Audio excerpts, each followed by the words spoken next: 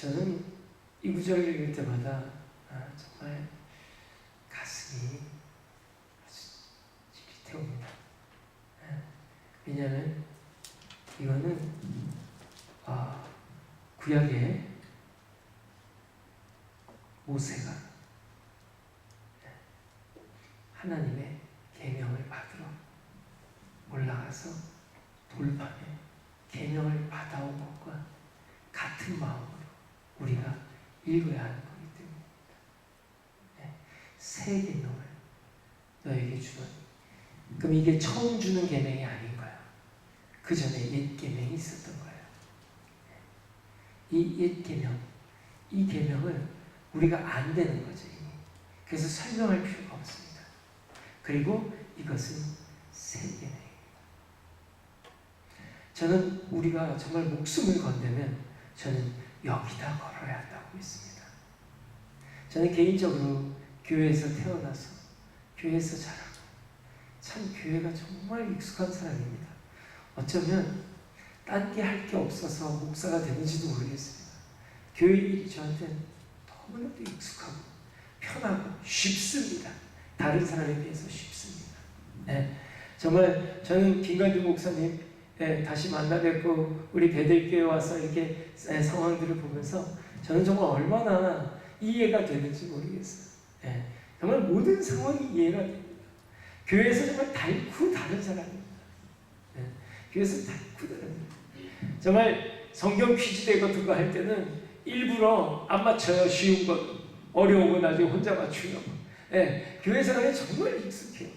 교회 뭐 공부도 많이 하다 보니까 시키는 것도 많고 공부도 많이 하다 보니까 제가 신학교 들어갈 때 성경 시험 준비도 안 하고 갔는데 1등 했어요. 정말 이런 게 너무 저한테는 익숙해요. 너무 익숙하고. 그 다음에 교인들이 나가는 거, 새로 들어오는 거, 새로 들어온 사람들이 교회를 열심히 하다 또 시험 들어서 나가는 것부터 시작해서 교회 안에 생기는 무수한 문제들 정말 목사님한테 인정받고 싶어서 너무나도 애를 쓰는 교인들 보고 그러면서 생기는 많은 갈등들, 인정 못 받기 때문에 또 못 받았기 때문에 시험 들어서 상처받아서 또 힘들어하는 분들부터 시작해갖고 또 아이들 끼리 문제 생겨서 부모 문제 생기고 또 부부 문제 생겨갖고 또 생기는 부분들 정말 무수한 세상의 모든 문제가 교회 안에 다 들어와 있고 이민교회는 더 심하답니다. 사실 소설가들이 문제 있는 사람 다 이민 보내잖아요. 문제 있는 사람들이 이민 왔더라는 거예요. 사실 특별한 문제가 없으면 이민을 왜 왔겠어요? 물론 뭐 자녀 교육 때문에 오신 분들도 계시지만 그래도 미국은 좀 낫습니다. 왜냐하면 옛날에 오신 분들은 비자를 받아서 오신 거잖아요. 비자를 받고 오셨다는 거는 그래도 뭔가 한국에 기반이 있었다는 거 아니에요. 소위 가근세를 냈다는 뜻입니다. 근데 남미에 오신 분들은 아니에요. 미국을 못 가서 남미부터 가신 분들이 너무 많습니다. 김관주 목사님이 그분 중 한 분이십니다. 정말 미국 대합실처럼 돈만 벌면 다들 미국 오시고 그럽니다. 정말 이민생활 남미에서는 정말 별의별 분들 다 봤어요. 제가 같이 섬기던 교회 목사님이 수평이동 안 된다. 안 믿는 사람만 데리고 가라 그러셨어요. 그 목사님 너무 순수하셔서 안 믿는 사람만 데리고 가라 그랬더니 남미에 정말 교회 안 다니고 숨어있던 사람들 다 교회 오더라고요. 옆집 여자하고 눈 맞아갖고 도망온 분들부터 시작해갖고 한국에서 경제사범이라고 불리는 사기꾼들 뭐 정말 고구마 줄기 나오듯이 그냥 다 나오는 거예요. 나중에 연락 왔어요. 여기 한국 술집이 있는데 한국에서 여자들을 데리고 온다는 거예요. 그 술집에서. 근데 그 여자들이 교회를 나오고 싶어 한다는 거예요. 이건 진짜 난감하잖아요, 여러분. 그분도 오지 말라고 할 수는 없잖아요. 예수님도 창기와 세리의 친구라고 했는데 교회 오지 말라고 어떻게 그럴 수가 있어요. 근데 아무리 생각해도 안 되겠더라고요. 왜냐하면 남자들도 술집 다니는 남자들도 힘들어하지만 그 부인들이 너무 싫어할 것 같더라고요.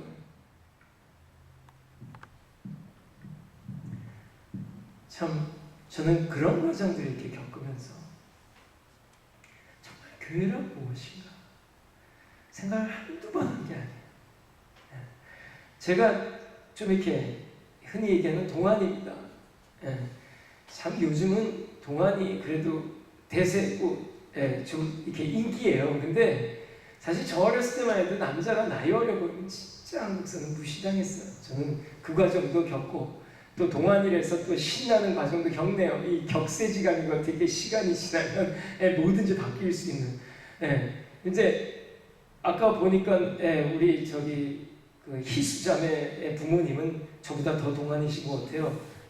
희수자매가 저희 큰애보다 나이가 더 많은데도 저보다 안 많아 보이시는데 제가 한국 나이 이제 52, 53시거든요. 근데 참 교회 안에서 산전, 수전, 공중전까지 정말 다 겪은 입장에서 정말 교회의 미래가 어떻게 될까를 고민하지 않을 수 없었다는 거죠. 제가 정말 가슴 깊이 교회에 대해서 고민했던 게 뭐냐면 어떻게 하면 사람이 변할까였습니다.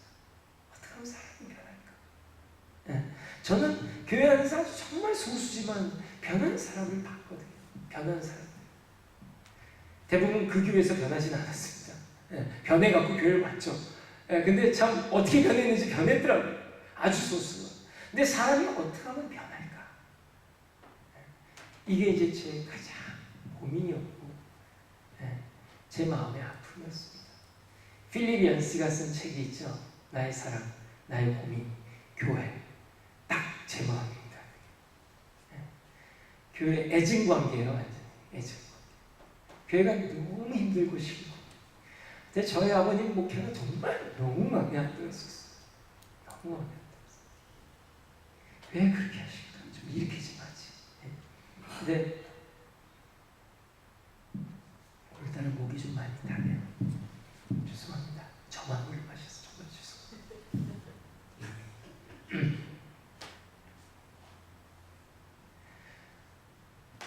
25년 전 내일 제가 좀 극간증을 좀 할 텐데요. 25년 전부터 제 삶에 참 중요한 변화가 오기 시작했어요. 참 중요한 변화. 그래서 그때부터 더 고민하면서 교회를 보면서 더 가슴 아파하면서 더 고민하면서 정말 때로는 교회를 떠나버리고 싶은 생각도 너무 들었는데 저번에도 얘기했죠. 교회가 깨져서 저희 아버님이 딴 교회도 가봐서 저도 따라서 딴 교회도 가보고 개척도 해보셔서 또 개척도 해보고 야외 예배 정말 오래 드렸어요. 교회가 구해지지 않아서 계속 야외 예배 드렸어요. 또 때로는 남아도 보고 나간 사람들 쳐다보면서 속상해도 참 하나님은 누구시고 교회는 무엇이고 그리스도인이라고 하는 나는 무엇인가요? 계속 생각하는 끝에 저는 한대로 고민하면서 이 설교를 또 합니다. 완성된 거 하나도 없고요. 그러나 또 여전히 제가 뭐 대단해진 것도 없고요. 하지만 하나님이 이렇게 이끌어 가시는 하나님의 흐름을 보면서 성경 안에서 하나님의 뜻을 찾으면서 오늘 이 말씀을 나눕니다. 여러분 이 기회가 3일간의 기회가 여러분에게 중요한 시작이 됐으면 좋겠어요. 새로운 시작. 여러분 변화는 절대로 여러분 획가닥 방향은 몇 초 만에 바뀔 수도 있어요. 방향. 하지만 그 방향으로의 변화는 최소한 3, 4대가 걸리더라는 건 잊지 마십시오. 오늘 은혜 받아서 획가닥 뒤집힌 그건 변화가 아니라 방향이 바뀐 거로 봐야죠. 왜냐하면 두세 주 지나면 옛날로 다 돌아가더라고요. 전부 그거 경험 안 했겠습니까? 특히 부흥 집회, 산상기도회, 수련회 정말 정신없죠. 사람 뒤집어 놓습니다. 저는 그렇게 뒤집어지기를 20번, 30번, 40번, 50번쯤 하니까 나중에 느끼겠더라고요. 이게 변화가 아니지. 그래서 나중에 그런 일 앞에 있으면 에휴 이게 또 한번 은혜 받는 거죠.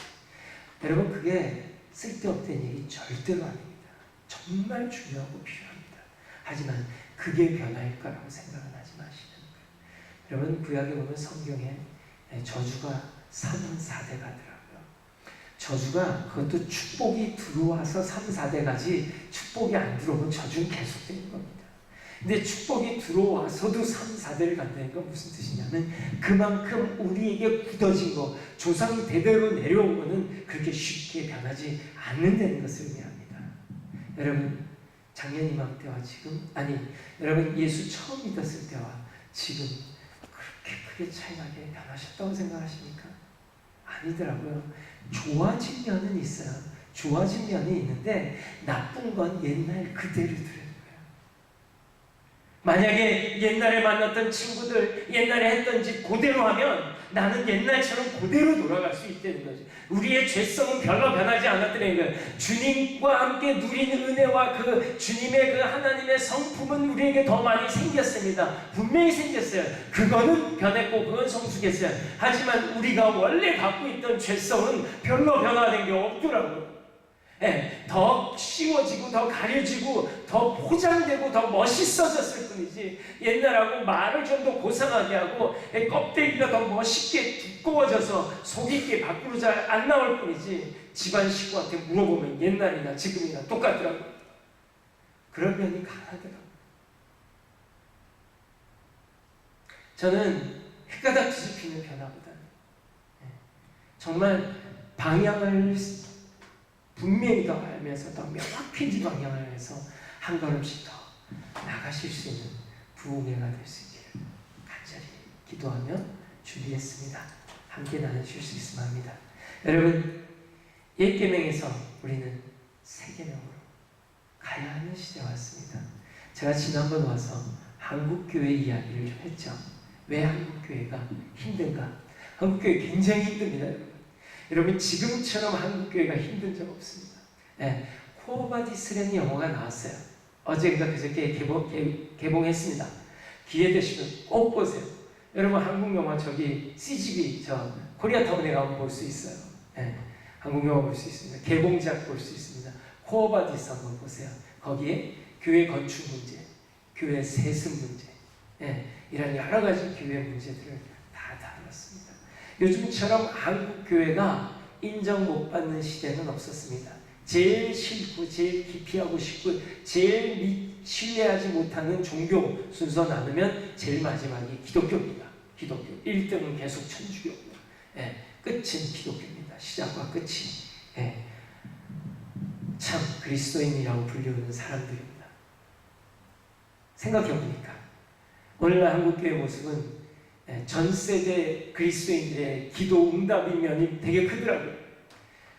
저희 부모님 세대에서 뭘 기도하셨냐면 정말 의자도 없는 방송 놓고 철야 기도하면서 정말 저희도 철야 엄청나게 했습니다. 김관중 목사님, 우리 관중이 형 정말 철야 기도 열심히 나오셨죠. 안 그러세요 지금은? 정말 철야 기도 진짜 열심히 나오시고 저희가 그때 금요일도 철야했고 토요일도 철야했어요. 그것도 10시부터 4시까지 꼬박 새벽 기도까지 철야했어요. 저희가 그런 철야기도 출신이고 주일날 되면 성가대 완전 부흥사 목소리로 성가대를 하던 이래봬도 그런 사람들입니다. 근데 그렇게 방송 놓고 기도하는 게 뭐냐면 우리 자식들 잘 되게 해달라고. 우리 자식들 훌륭한 사람 되게 해달라고. 정말 자식들이 훌륭한 사람이 돼서 돈도 많이 벌어서 세상을 향해서 정말 영향력을 끼칠 수 있는 사람 되게 해달라고 했더니 여러분, 한국교회가 돈도 많아지고 정치적으로 진짜 세졌어요. 높은 사람들도 굉장히 교회 다니고 많이 다니고 장로님들이 막 대통령이 되기 시작하면서 교회들이 더 부흥하고 막 교회로 사람들이 몰려들기 시작했는데 제가 그 말씀드렸죠. 여러분, 힘은 포기되어질 때만 사랑이 나타난다. 힘은 포기되어질 때 사랑이 나타난다. 내 한국교회는 힘을 포기하지 않고 다 써버려요. 아프잖아요. 힘을 써버리면 아픕니다. 애가 맞을 짓을 했는데 아빠가 불러다가 너 분명히 맞을 짓을 했어. 근데 네 마음을 아빠가 알아. 그 한 짓은 정말 아빠가 싫어하는데 너는 너무나도 귀해. 라고 아빠가 이렇게 힘을 포기하는 모습을 보이면 아들이 그때 사랑을 느낍니다. 힘은 포기되어질 때 사랑이 나타납니다. 힘은 언제 사랑이 된다고? 힘은 포기되어질 때. 여러분, 십자가는 최고의 힘이 복이 되어진 곳입니다. 그래서 영원히 가장 큰 사랑이 거기서 나타납니다. 두 번째로 한국교회는 부모님들이 기도하셨어요. 또 열심히 처리하면서 기도하셨어요. 네. 교회 중심의 삶을 살게 하고 신앙생활이 교회 중심입니다. 네. 교회를 우리 교회 그랬더니 교회가 정말 엄청나게 지어지면서 교회 안에서 모든 게 다 이루어지고 신앙생활이 교회 안에서 다 학교도 교회 안에 있고 카페도 교회 안에 있고 다 교회 안에 있어요. 왜냐하면 교회가 힘이 세지고 교회 안에 모든 게 있으니까. 여러분 근데 문제가 뭔지 아세요? 그것들은 무슨 문제가 생기냐면 교회는 세상을 몰라요. 여러분 요즘은 회사에서 회식 가도 저 크리스찬입니다. 술 안 마신다 하면 안 먹여요. 요즘은.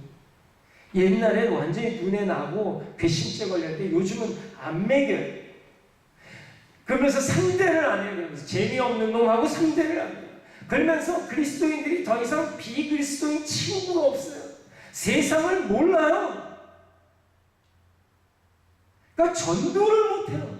그랬더니 온통 수평이동만 있어요. 새로운 교인이 안 들어와요. 기도용답입니다, 여러분. 기도용답. 전 세대가 그렇게 기도했더라고요. 생각해보니까. 그러면서 말씀. 그때 말씀 연구, 말씀 훈련, 말씀 공부, 말씀 교재, 말씀 큐티 하면서 말씀 열심히 했는데 문제가 뭔지 아세요? 말씀에 대해서 너무나도 잘 아는데 사는 건 너무 약한 거예요. 여러분 왜 개독교 소리 듣냐면요. 개독교 소리는 못되게 살아서 개처럼 살아서 개독교 소리 듣는 게 아니라 말은 너무나도 뻔질한데 삶은 안 따라와서 개독교인 거예요. 사기꾼 것 되는 거죠. 말은 왜 이렇게 잘하는 거 사랑해야 된다고 믿음이 필요하다고 근데 삶은 아니에요. 말씀이 잘못됐습니까? 교회 중심 삶이 잘못된 겁니까? 여러분 정말 돈 벌고 훌륭하게 성공하는 게 잘못된 겁니까? 아니죠. 우리 전 세대가 잘못 기도한 겁니까? 아니라는 거예요. 하지만 너무나도 중요한 걸 놓쳐버릴 때 너무 중요한 거예요. 저는 이 구절에서 이게 나온다고 봅니다. 우리는 아직 옛 계명에서 살고 있는 부분이라는 겁니다. 여러분 옛 계명과 새 계명의 차이를 한번 좀 제가 말씀드릴게요. 예수님이 이 땅에 오셔서 내가 율법을 폐하러 온 게 아니다. 완성하러 왔다 했습니다. 여러분 옛 계명이 틀린 게 아니고 쓸데없는 게 아니고 옛 계명은 과정입니다. 새 계명은 목표입니다. 이제 우리는 옛 계명으로 신앙생활을 하고 있는지 아닌지 한번 같이 살펴보셨으면 좋겠어요. 전화로 정말 고민하면서 정리한 부분입니다. 최선을 다해서 들어주시고 내가 혹시 옛 계명으로 지금 예수를 믿고 있지 않는지 한번 살펴보셨으면 합니다. 여러분 옛 계명은 우리의 연약함을 드러냅니다.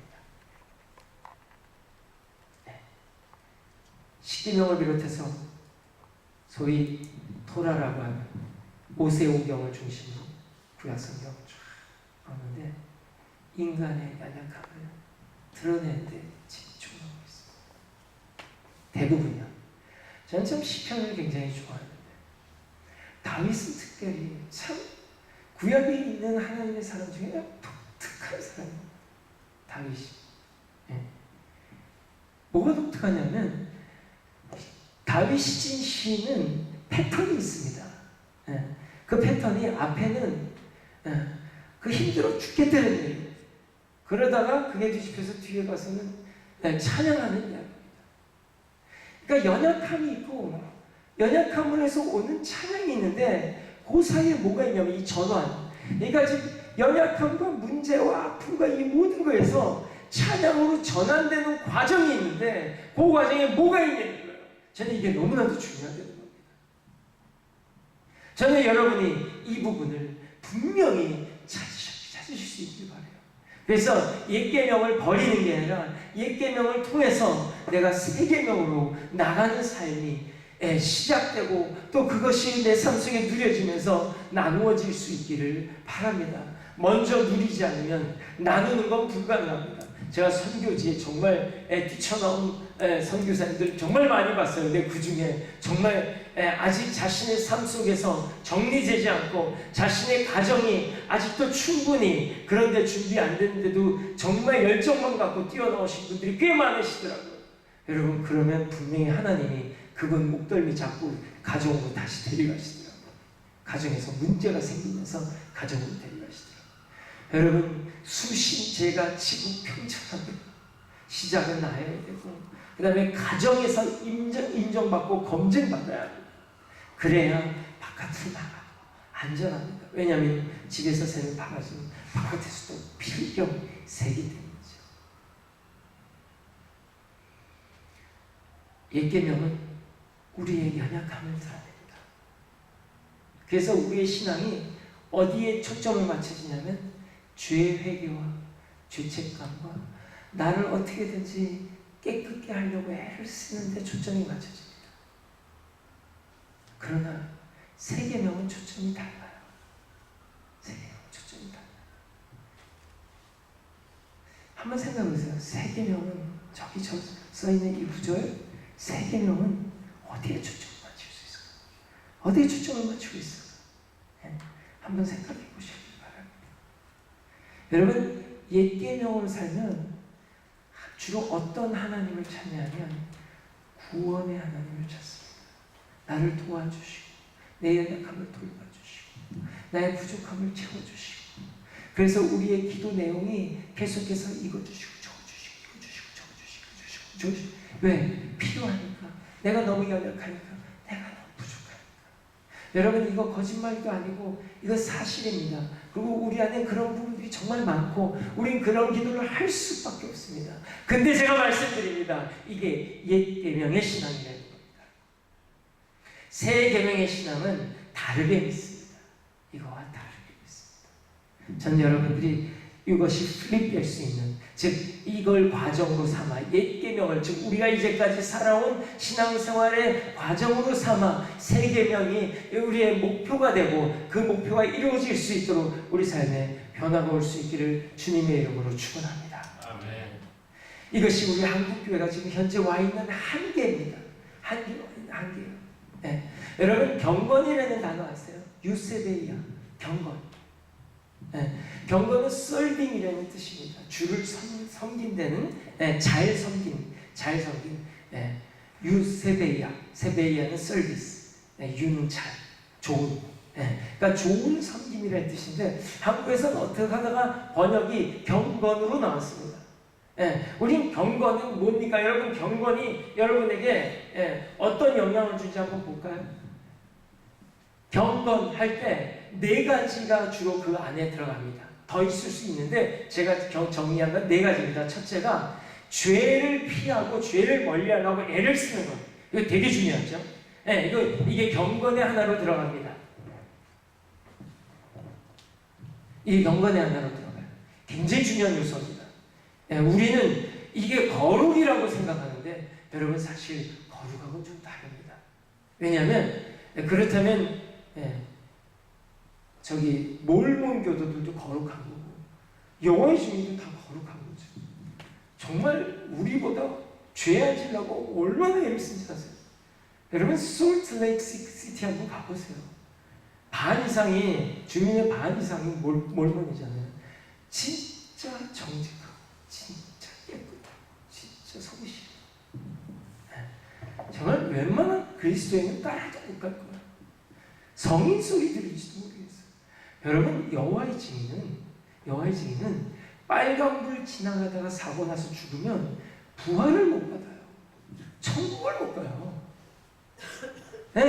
여러분, 빨간불, 그러니까 불법을 하다 죽으면 부활이 없어요. 천국을 못 가요. 얼마나 목숨 걸고 정직하려고 애를 쓰겠습니까? 그걸로 천국과 거긴 지옥이 없으니까 그냥 천국하고 못 가냐 아니면 영혼이 그냥 없어지냐로 결정이 나버리는데 미친 듯이 미친 듯이 착하려고 거짓말 안 하려고 애를 쓰죠. 영월 증인하고 비즈니스 하면 거기는 안 속여요. 안 속여요. 그거 속였단 천국을 못 가는데요. 여러분, 목숨 걸고 죄를 안 지려고 애를 쓰는 사람들이 있습니다. 그걸 거룩이라고 얘기하면 안 됩니다. 왜냐하면 경건은 인간의 최선이기 때문에. 경건은 인간의 최선입니다. 근데 옛 계명은 우리를 알고 경건을 추구하라고 애를 쓰게 합니다. 경건을 추구하라고. 두 번째 경건의 내용은 뭐냐면 선을 추구하게, 선한 일을 하려고, 착한 일을 하려고 애쓰게 한다는 거예요. 죄를 나빠지지 않으려고 애를 쓰는 이 노력이 있고, 그 다음에 좋은 일을 하려는 애를 쓴다는 거예요. 전도나 선행이나 이런 것들을 베푸게 하려고 애를 쓴다는 거예요. 여러분, 이것이 우리의 목표가 돼서는 안 되는데도 우리에게는 굉장히 중요한 일입니다. 이게 왜? 우리가 훌륭해 보이기 하고 우리가 경건한 사람으로 인정받기 위해서. 세 번째가 뭐냐면 기도 열심히 하는 거. 기도 열심히 하는 거. 그래서 저 사람이 얼마나 기도를 많이 하나. 그래서 요즘 그런 우스개 얘기 많이 나오죠. 새벽기도 열심히 나온 사람 제발 누구 왔나 확인 좀 하지 마라. 왜냐하면 새벽기도 열심히 나와서 누구 왔나 확인부터 하는 사람들은 새벽기도 안 나오는 게 더 낫다고. 왜냐하면 본인도 시험 들고 안 나온 사람도 시험 들고 서로 시험 드는 일이니까. 여러분, 기도 열심히 하는 거, 이게 경건이라고 생각하고, 정말 한국 교회가 세계적으로 유명한 게 기도 아닙니까? 정말 기도 종류 많습니다. 새벽기도, 21일, 다니엘 새벽기도부터 시작해서 100일 기도, 1000일 기도도 있어요. 1000일 기도, 금식기도, 철야기도, 산상기도, 소나무 뿌리채 뽑는 기도부터 해서 기도 굉장히 많죠. 여러분, 기도가 경건을 위한 경건의 내용 중에 하나고, 네 번째가 말씀입니다. 말씀을 더 읽고 깨닫고, 말씀을 더 읽고 깊게 깨닫고 더 이해하고 깨닫고 애를 쓰는 것, 이게 경건의 요소입니다. 네 가지. 첫 번째 뭐죠? 첫 번째, 죄를 멀리하는 거, 피하는 거. 두 번째, 좋은 일을 하려고, 선을 행하려고 애쓰는 거. 기도 많이 하는 거, 말씀 많이 읽는 거. 자, 여러분, 이게 나쁜 겁니까? 아닙니다. 절대로 나쁜 거 아니에요. 근데 여러분, 자, 중요한 질문 하나 합니다. 꼭 대답해 주세요. 꼭 소금을 대답해 주세요. 자, 경건이 우리의 목표입니까? 과정입니까?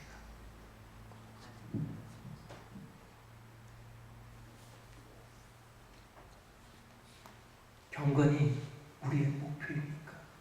아니면 과정입니까? 여러분, 죄를 안 지려고 애쓰는 게 우리의 목표일까요? 왜 죄를 안 지려고 애를 써야 되죠? 그 목표를 잘 생각하면 됩니다.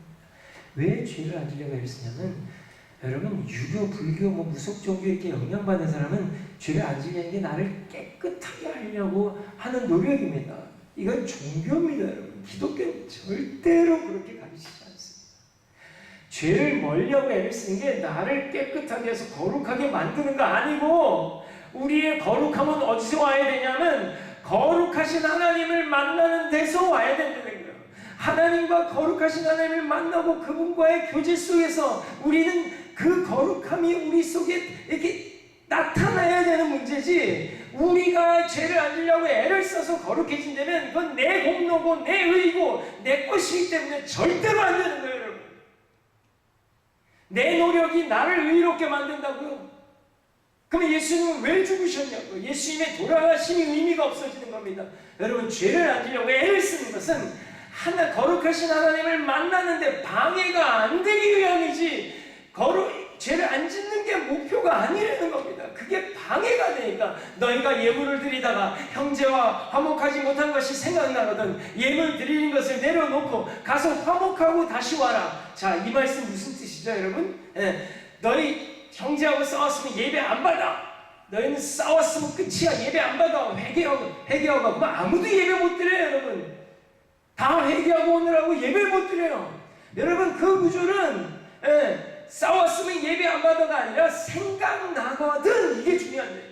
생각나거든. 왜? 그러면 생각 안 나면 어떻게 하면 돼요? 계속 예배 드리면 돼요.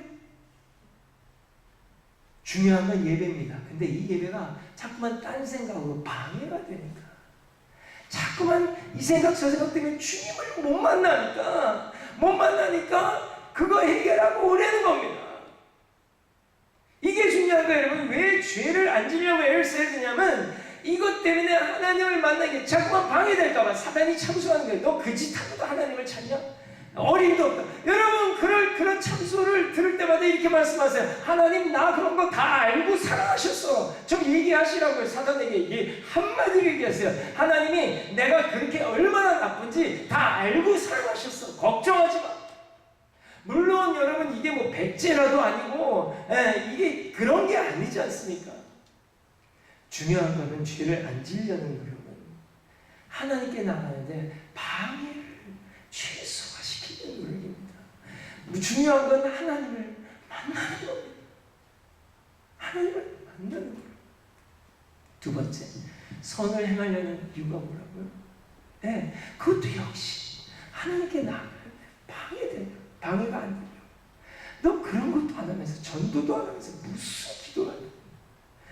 이런 것도 못 하면서 헌신도 안 하면서 사역도 안 하면서 봉사도 안 하면서 여러분 왜 우리가 그런 것을 최선을 다해서 해야 되냐면 그게 목표가 아니라 우리는 마더 테레사 못 돼요. 우리 못 돼요. 근데 마더 테레사 수준 아니면 넌 천국 못 들어와. 예수님이 이렇게 말씀하셨는데 최선을 다하는 문제죠. 하지만 이게 우리의 목표가 될 수는 없는 거예요. 왜냐하면 그것이 우리를 훌륭하게 만드는 게 아닙니다. 그것이 우리를 거룩하게 만드는 게 아니지 않습니까? 거룩하신 하나님을 만나게 방해되지 않기 위해서. 자, 그럼 좀 더 긍정적인 부분 한번 가볼까요? 기도입니다. 여러분, 기도의 최종 목표가 뭘까요? 내 필요, 간구, 응답일까요? 여러분, 이게 기도의 최종 목표라고 생각하세요? 아닙니다. 이건 과정입니다. 이건 과정입니다. 왜? 하나님의 살아계심을 믿기 위해서, 하나님이 좋으신 분이라는 것을 경험하기 위해서 우리는 기도가 있고 간구가 있습니다. 하나님이 내 사정을 다 아시는 분이라는 걸 우리가 믿을 수 있기 위해서, 하나님이 나를 보살피신다는 것을 우리가 믿을 수 있기 위해서. 하지만 그것은 과정이지 목표가 아니라는 거예요. 진정한 목표는 뭔지 아세요? 대화입니다. 하나님과의 대화예요. 교제입니다. 기도의 최종 목표는 하나님이지 우리의 필요, 우리의 어떤 간구가 기도의 목표일 수는 없습니다. 그건 과정이죠. 잘못됐다는 게 아니라, 하지 말라는 게 아니라 우리가 지나가야 할 과정이지 거기에 머물러야 할 것이 아니라는 겁니다. 다시 한번, 죄 안 지려고 애쓰는 것, 선을 행하려고 애쓰는 것, 기도하는 게, 간구하는 게, 간구, 응답이 우리의 목표가 아니라 우리가 경험해야 하고 꼭 지나가야 하고 최선을 다해야 하는 거지만 그것이 우리의 목표가 아니라는 것, 분명한 목표가 있다는 것을 알고 있어야 되는 거예요. 자, 마지막은 말씀입니다. 여러분, 이게 전 너무 가슴이 아파요. 요한복음 5장 39절, 40절을 보면 너희가 성경에서 영생을 얻는 줄 알고 성경을 상고하지만 성경은 나에 대해서 얘기한다. 그러나 오히려 너희는 나에게 오지 않는다. 성경은 분명히 얘기합니다. 성경은 분명히 얘기합니다. 성경책이 목표가 아니라, 성경책이 목표가 아니라, 즉 글자인 말씀이 목표가 아니라 인격이신 말씀이 목표라는 거예요. 여러분, 이건 굉장히 중요하고 다른 겁니다. 인격이신 말씀이 우리의 목표지, 글자인 말씀을 통해서 인격이신 말씀께로 나오라고 성경은 분명히 얘기하고 있고 성경의 위치를 얘기하고 있습니다. 근데 놀랍게도 우리는 글자이신 말씀에 아주 확실하게 자리 펴고 머물러 있을 때가 너무나도 많습니다. 제가 말씀드렸죠. 매주 딴 설교를 하면 이게 변화를 위한 걸까요? 아니면 성경 전체를 흩으려고 합니까? 흩어보고. 여러분, 성경 전체를 읽어보고 성경 전체를 열심히 연구하고 최선을 다하는 건 너무나도 중요한 일입니다. 그게 잘못된 일이 아니라는 거죠. 하지만 그게 목표가 아니래요. 그게 목표가 아니래요. 자, 인터넷에 다니는 설교나 방송에 나온 설교, 웬만한 목사님의 설교 한번 들어보십시오. 죄송합니다. 다른 목사님들 계시죠. 정말 죄송합니다. 이 네 가지 경건에서 벗어나지 않는 설교가 거의 없다는 거예요. 이게 뭘 의미하냐면 잘못됐다는 게 아니라 다 틀렸다는 게 아니라 오늘날 우리 교회는 옛 계명에 이제 막바지 한계가 되는 걸 다 해봤다는 거예요. 죄안 지려고 애써본 것 정말 한두 해가 아니고 일생을 다 바쳐갖고 선한 일을 행하려고 애쓰는 거 정말 일생을 바쳐갖고 기도와 말씀 너무 중요하다고 끝없이 들어왔습니다.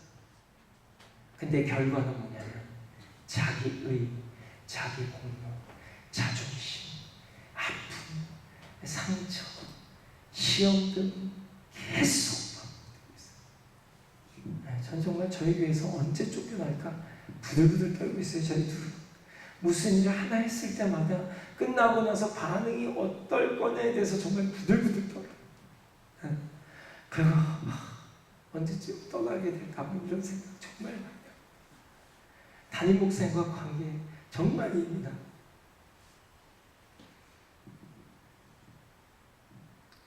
참 우리는 옛 계명 여기 머물러 있습니다. 그리고 그것도 열심히 최선을 다한 부모님 덕분에 또 그걸 이어받아서 우리는 더 최선을 다하고 더 수준을 더 높이고 그래서 저는 요즘은 율법주의를 고등율법주의라고 합니다. 왜냐하면 율법주의 아니라고 막 얘기하면서 율법주의니까 정말 수준 높은 율법주의죠.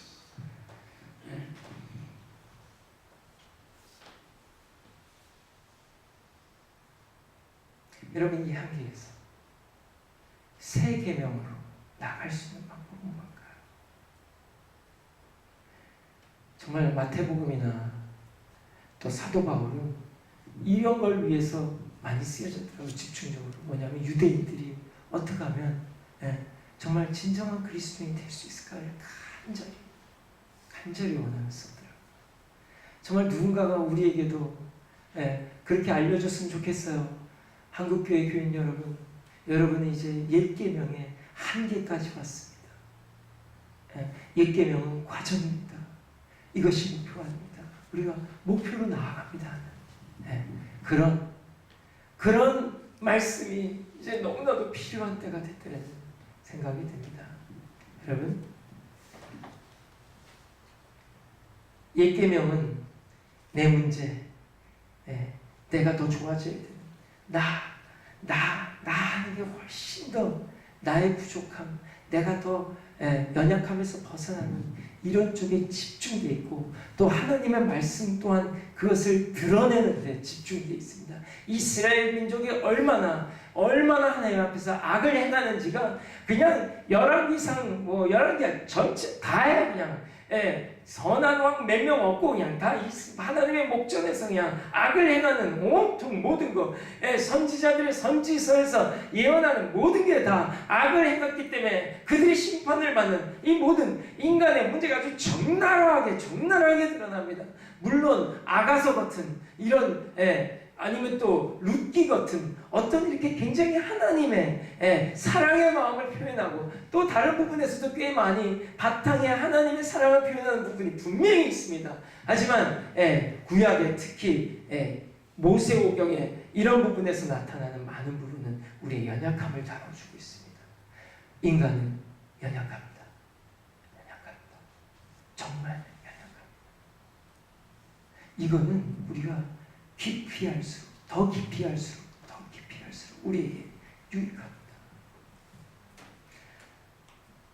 여러분, 결혼 생활이 왜 힘든지 아세요? 부부, 가정 심리학자들이 연구를 했어요. 왜 결혼이 힘든가? 두 가지 때문이에요. 네. 여러분들 분명히 보세요. 한 가지는 결혼 생활이 얼마나 힘들 수 있는지 예상을 안 하고 결혼한다. 즉, 내 배우자가 좋을 때 얼마나 좋을 수 있는지 경험하고 결혼해요. 그것 때문에 결혼 결정하니까. 근데 나쁠 때 얼마나 나쁠 수 있는지 모르고 결혼한다는 거예요. 다 그렇게 결혼하셨죠? 다 그렇게 나쁠 때 얼마나 나쁠 수 있는지 모르고 결혼한대요. 근데 그 상황이 온다는 거예요. 오는데 정말 나쁘더라는 거예요. 말도 안 되게 나쁘더라는 거예요. 정말 입에서 욕이 나올 수밖에 없게 나쁘고 악랄하게 끝까지 악랄하게 하더라는 거예요. 여러분, 사람이 잘해주면 나한테 잘해줄까요? 아니면 더 잘해줄 걸 기대할까요? 당연히 더 잘해줄 걸 기대합니다. 당연합니다. 네. 그리고 더 잘해줄 걸 기대하고 더 잘해줄 걸 기대하고 끝내 본색을 드러내죠. 그게 첫 번째 이유. 두 번째는 남녀가 얼마나 다른지 못 배우고 결혼해야 됩니다. 남자 여자는 진짜 다릅니다. 여러분, 남자 여자의 자기 필요 1순위, 2순위, 3순위, 5등까지 써놨어요. 완전히 다릅니다. 완전히 다릅니다. 얼마나 다르냐면 서로 이해할 수 없게 달라요. 여자의 첫 번째 요구가 뭔지 아세요? 필요가 her need, 애정입니다. 남자는 뭔지 아십니까? 여기서 얘기했으면 죄송합니다. 성적 만족입니다. 이거 비슷해 보이죠? 진짜 다른 겁니다. 근데 다른 걸 몰라요. 같은 줄 알아요. 여러분, 2순위, 3순위 내려가는데 정말 서로 이해를 할 수가 없어요. 어떻게 그게 그렇게 중요해? 어떻게 그게 그렇게 중요해? 중요합니다. 근데 몰라요. 배운 적이 없어요. 여러분, 이런 것들을 통해서 우리는 관계를 배웁니다. 그 필요에 집착하는 모습에서 정말 너무너무 이기적인 모습. 여러분, 자신을 더 깊이 알아가면 알아갈수록 우리는 하나님의 은혜를 더 누리게 되기 때문에 이건 정말 좋은 겁니다. 하지만 여기서 끝나면 안 되잖아요. 여러분, 이게 기독교의 답니까? 내 문제, 내 죄, 나는 죄인입니다. 나는 은혜가 필요합니다. 나는 말을 막대기만도 못합니다. 나는 벌레만도 못합니다. 여러분, 이 기도, 이 모든 것이 과연 여기서 끝나버리면 겸손하고 훌륭하고 경건하고 이런 사람은 될 수 있을지 몰라도 세 계명을 누리면서 사는 사람은 되지 못할 겁니다. 끝내 되지 못할 것이는 거죠. 여러분, 구원의 하나님을 알았으면, 구원 받았잖아요. 구원의 하나님을 알았으면 그 다음에 어떤 하나님을 알아야 될까요? 제가 오늘 말씀드립니다. 창조의 하나님입니다. 창조의 하나님. 왜? 뚱딴지 같은 무슨 소리. 창조의 하나님을 만나셔야 합니다. 그게 무슨 뜻이냐면 인간이 하나님을 거역하고 세상으로 나왔을 때 godless, 하나님 없이, 하나님의 부재, 하나님 없이 자기 스스로 신이 되어보겠다고, 하나님 되어보겠다고, 자기 스스로 행복을 찾아보겠다고 나왔을 때 이때부터 죄는 시작입니다. 이때부터 죄는 시작이고 수천 년이 흘렀는지 수만 년이 흘렀는지 제가 뭐 안 봐서 모르지만은 어쨌든 엄청난 수천 년이 흐르면서 하나님 없이 산 인간의 모습, 내일 얘기하겠습니다. 이 인간의 모습이 얼마나 기가 막힌지, 특히 한국 사람의 모습이 얼마나 기가 막힌지 내일 한번 얘기할게요. 근데 하나님 없이 산 인간, 그러나 이것이 바로 죄악이고 죄성이고 죄고 연약함이고 문제잖아요. 근데 이게 만들어지기 전에 원래 하나님이 창조하셨던 인간의 모습이 뭐냐는 거예요. 여러분, 이게 세 계명이 우리 삶 속에 나타나는데 너무나도 중요한 요소이기 때문에 말씀드린 겁니다. 일 계명은 구원의 하나님에 집중한다면 세 계명은 창조의 하나님에 집중해야 됩니다. 왜? 거기서 하나님이 왜 우리를 만드셨는지, 하나님이 우리를 어떻게 생각하시는지를 알 수 있기 때문입니다. 여러분, 하나님이 천지를 창조하실 때 이렇게 하셨어요. Let there be light. 한국말로 빛이 있어라. 말씀으로 창조하셨습니다. 근데 마지막 날 사람을 만드실 때 Let there be human being 이러지 않으셨다는 거예요. 사람이 있어라. 그렇지 않고 뭐라고 말씀하시냐면 Let us make. Let us make. 여러분 이거 너무 다른 거예요. Let there be light 하고 Let us make. 우리가 만들자. 우리의 형상대로 인간을 우리가 만들자. 자, 여기서 질문 하나, 중요한 질문. 여러분 이거 대답 잘 하시면 키 열쇠가 여기 있다고 생각합니다. 자, 손으로 만드신 것과 말씀으로 지으신 것의 차이가 뭘까요? 이게 깨달아지면 정말 팔척팔척 뛰겠더라고요. 손으로 직접 만드신 것과 말씀으로 만드신 거의 차이. 여러분이 교회 생활하는데 이 스피커, 마이크가 망가졌어요. 어떤 분 속으로 쾌지를 부를지도 몰라요. 아우 저 싸구려. 뭐 아니면 문제 많았는데 바꾸게 됐네. 너무 좋네. 여러분 막 허른 것들, 자동차 허른 거 바꿀 때 너무 기분 좋지 않으세요? 그거 바꿀 때 물론 뭐 어떤 분은 아깝기도 하죠 살짝. 하지만 새 거가 오니까 다 잊어먹어버리잖아요. 여러분 말씀으로 창조한 건 없어지면 또 말하면 된다는 거예요. 또 말하면 된다는 거예요. 더 좋은 게 와, 새 거가 오니까. 근데 직접 손으로 만드신 존재는 없어지면 얘기가 다르더래요. 아담과 하와가 하나님을 거역하고 에덴 동산을 떠나니까 문이 탁 닫힐 때 하나님이 천사들한테 소리 질러요. 흙도 갖고 와. 만들면 되지. 여러분 가능하죠? 가능합니다. 근데 하나님 왜 안 하셨는지 아세요? 왜냐하면 흙을 갖다가 사람을 또 만들면 만들 수 있는데 문제는 그 사람이 아담이 아니라는 거예요.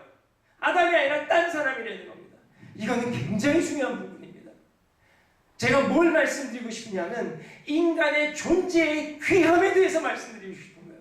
창조주 하나님을 만나면, 창조주 하나님을 만나면, 구원의 하나님을 만나면 우리의 죄가 사해졌다는 기쁨을 얻지만 창조주 하나님을 만나면 우리의 존재가 귀하다는 걸 알게 된다는 겁니다. 여러분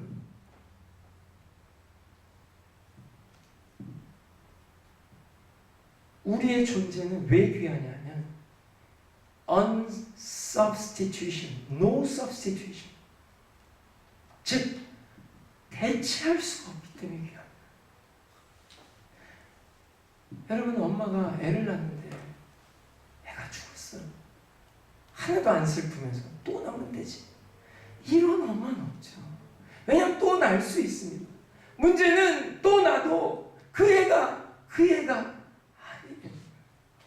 여러분 이 존재의 귀함이라는 걸 우리는 정말 별로 못 느끼면서 살아요. 전 이게 독하세요.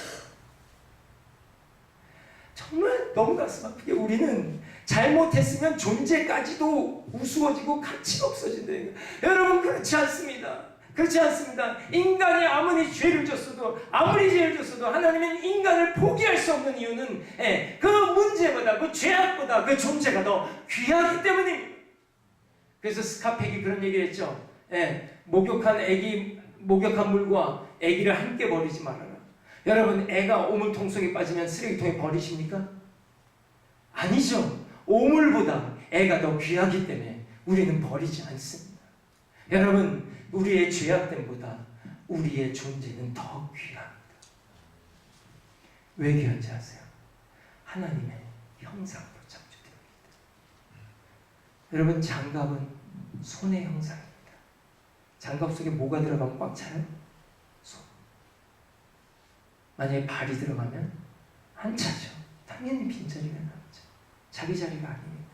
여러분 하나님의 형상대로 우리가 창조되었다면 우리 속에 누구를 담을 때 꽉 차겠습니까? 하나님. 여러분 안에 하나님만 채울 수 있는 하나님의 자리가 있습니다.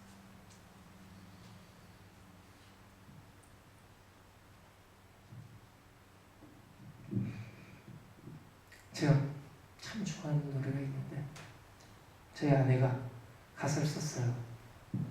저희 집에 살던 형제가 곡을 붙여서 저희 공동체 안에서 제 곡을 녹음하고 만들었는데 저 정말 이 가사가 너무 좋아요. 저희 집사람이 제 설교를 100번이 아니라 200번은 들었을 거예요. 근데 놀랍게도 문제가 뭐가 있는지 들을 때마다 은혜를 받아요. 본인이 한 얘기인데 그러면서 저희 이 내용의 설교를 들으면서 하나님의 빛을 비춰주시는데 뭐냐면 내 안에 하나님만 채울 수 있는 자리가 있는 것처럼 하나님 안에도 나만 채울 수 있는 내 자리가 있다는 거예요. 그 자리는 다른 어떤 누구로도 대체될 수 없기 때문에 하나님은 우리를 포기할 수 없답니다. 왜냐하면 그 자리 나만 채울 수 있으니까. 전 이걸 교회라고 믿습니다. 이걸 교회라고. 여러분 하나님 안에 나만 채울 수 있는 내 자리가 있기 때문에 하나님은 나를 절대 포기할 수 없습니다. 왜냐하면 내가 그 자리를 채우지 않으면 그 자리는 영원히 빌 겁니다. 영원히 빌 겁니다. 하나님으로서 있을 수 없는 영이죠. 내가 하나님의 행복이고 하나님이 나의 행복입니다. 제 집사람이 이렇게 간증하더라고요.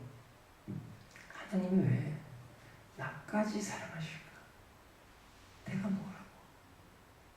나보다 훌륭한 신앙인, 목사님들 뜻이해서 뭐 훌륭한 성자들, 뭐 순교자들, 선교사님들 막 인생을 다 너무 많은데 하나님 어떻게 나까지 사랑하실까? 나까지 사랑하실까? 근데 하시더라는 거예요. 왜 하시는지 아세요? 하나님 안에 그 성자, 그 순교자 이런 분들의 하나님 안에 자리도 있지만 내 자리도 똑같이 드려요. 여러분 여기에 우리의 존귀함이 있습니다. 여기 우리의 존귀함이 있어요. 왜 창조하셨는지 아세요? 하나님의 형상. 왜 창조하셨냐면 하나님과 사랑으로 영원히 하나 되기 위해서. 다시 한번 하나님과 영원히 사랑으로 하나 되기 위해서. 다시 한번요. 우리의 목표가 뭐라고요? 세계명의 목표가 뭐라고요? 하나님과 영원히 사랑으로 하나 되기 위해서. 저는 이걸 믿습니다.